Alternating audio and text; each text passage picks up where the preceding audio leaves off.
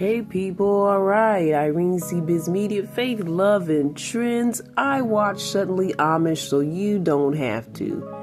So I just checked out the first episode, guys. I'm not sure if I'm going to be checking back in or not. Some other episode previews have kind of got me thinking maybe I'll take a look. But for me, this probably won't be an episode by episode thing. So the premise of the show is people that are, in our regular world, I'll say, they have a desire to try the Amish lifestyle because of its simplicity. They kind of all have their own backstories of their life, of what they've gone through. I think one young lady is even an exotic dancer.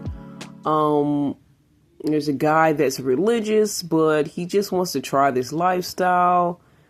He kind of looks like he comes from the urban background, so he may stick out like a sore thumb there.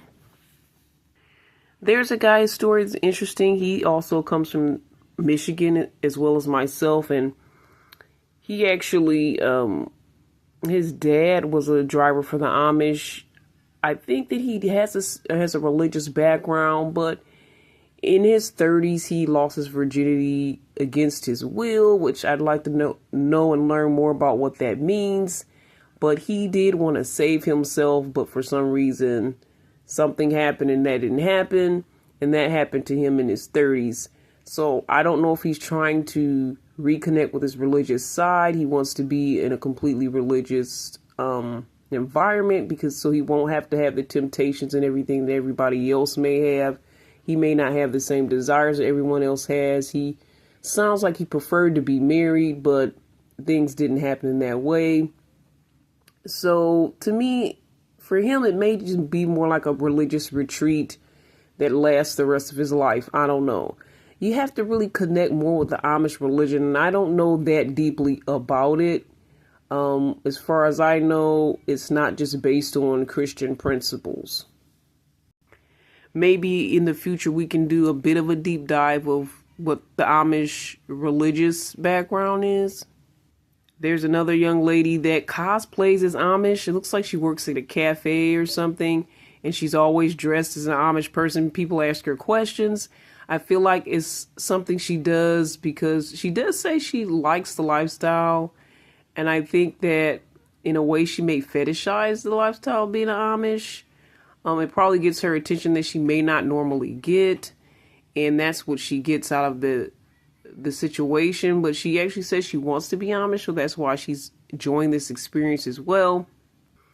And for the Amish side of things, they say basically their community is dwindling down. Many people are leaving, and they're trying to really recruit more Amish people so they can keep their community alive. So on some level, they need each other. There's like 2 or 3 sets of people that they show that are going to be kind of running things in the Amish community, kind of showing the people how they need to get along, how they need to dress, how they need to be. And the one young lady that was a dancer, she was dressed inappropriately, not wearing very much at all.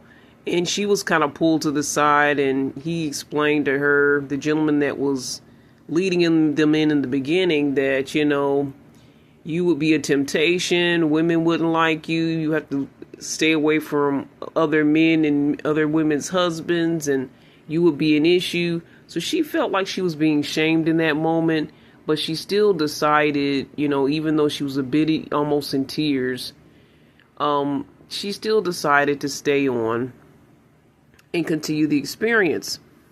The young lady that dressed Amish in the early on when they got there, she's like, I have to go to the bathroom, and that's not going to wait, When you got to go, right? And she really had to go, it wasn't just a little, what?